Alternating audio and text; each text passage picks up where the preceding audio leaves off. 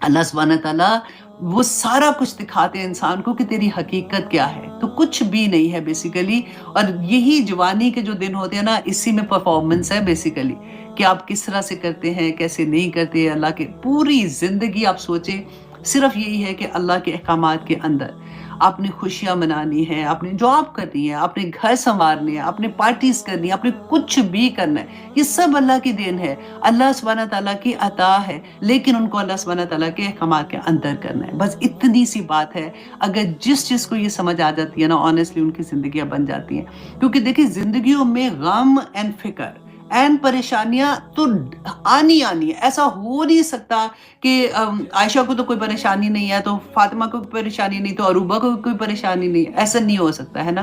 तो परेशानियाँ ज़िंदगी का हिस्सा हैं। जिसकी ज़िंदगी में कुरान खुल जाता है ना, उसके लिए उसको डील करना आसान हो जाता है।